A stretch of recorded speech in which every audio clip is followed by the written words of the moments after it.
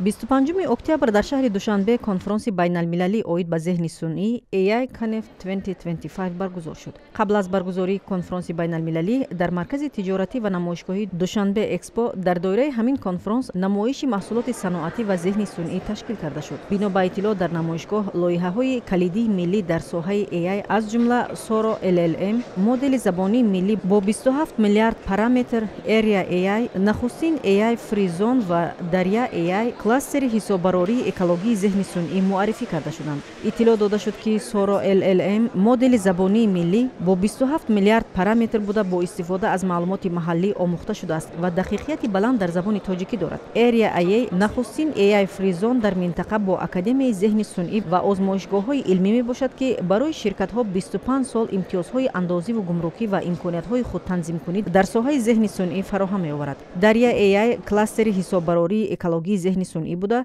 бо истифода аз нерӯи сабз фаъолият мекунад ва то соли 2030 иқтидораш ба 1 гигаватт мерасад. Инчунин ташаббуси ворид намудани зеҳни сунъӣ бо барномаҳои асосии таълимӣ дар муассисаҳои таҳсилоти миёнаи умумӣ муаррифӣ гардид. Гуфта шуд, ки дар доираи ин барномаҳо то соли 2028 беш аз 4000 мактаб ва 2 миллион хонанда фаро гирифта мешавад.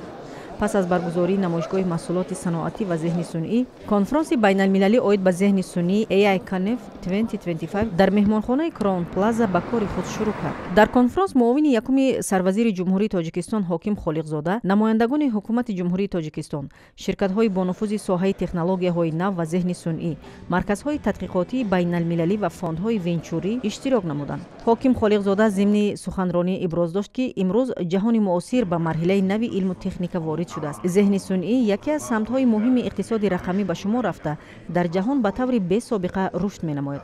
Таъкид гардид, ки дар Тоҷикистон бо дастгирии пайвастаи президенти ҷумҳурии Тоҷикистон пешвои миллат муҳтарам Эмомалӣ Раҳмон, экосистемаҳои зеҳни сунъӣ бо суръат рушд намуда, кишвар ба минтақаи ҷолиб барои ҳамкорӣ бо ширкатҳои пешсафи ҷаҳонӣ табдил ёфтааст. And this morning in the keynotes you heard about how Tajikistan has pioneered the concept that when it comes to AI, you can apply some of the leading principles of self-regulation to promote innovation, to create an innovation-first economy.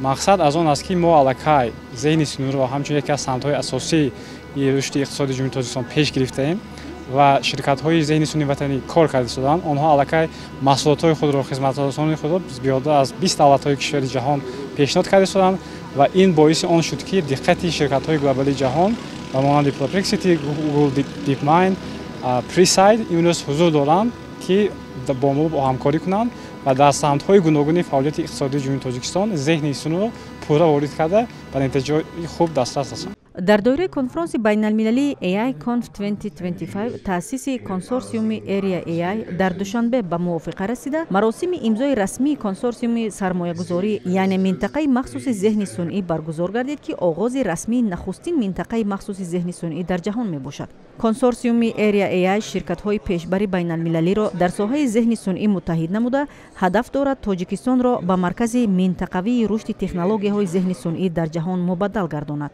ҳамкорӣ бо пешсафони ҷаҳонӣ дар қатори ширкатҳои ҷаҳонии пешсаф, ки ба оғози консорсиуми Area AI ҳамроҳ шуданд, Preside ва Yotta зикр мегарданд. бо ташаббуси Вазорати саноат ва технологияҳои нави ҷумҳурии Тоҷикистон, ёддоштҳои тафоҳум бо Scale AI ва Perplexity AI низ ба имзо расиданд.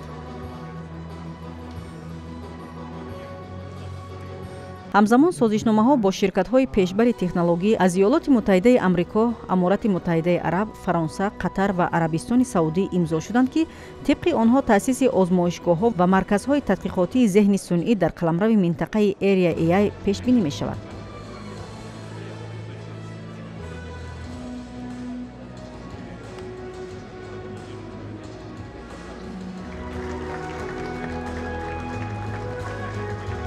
шаҳри Душанбе боз мизбони як чорабинии дигар, конфронси байналмилалӣ оид ба зеҳни сунъӣ AI Conf 2025 дар пойтахти кишвар намояндагони ширкатҳои бо нуфузи технологияҳои иттилоотӣ ва зеҳни сунъиро дар маркази меҳмонхонаи Crown Plaza ба ҳам овард.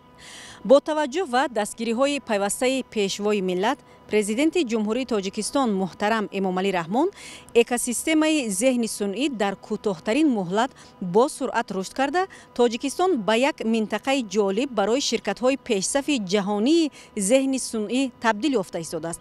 То имрӯз соҳаи зеҳни сунъӣ дар тоҷикистон тавонист ҳамкориҳои стратегиро бо ширкатҳои пешсафи ҷаҳонӣ аз ҷумла Иёлоти Муттаҳидаи Амрико, Фаронса ва дигар мамлакатҳо ба роҳ монад. Чорабинӣ баргузор гардида ба як минбари муҳим барои баррасии стратегияҳои рушди зеҳни сунъӣ, муаррифии ташаббусҳои миллӣ ва густариши ҳамкориҳои байналмилалӣ табдил дода хоҳад шуд. Сарвинози Нур, Фирӯзи Ҳусейн барои барномаи иттилоотии Вақт.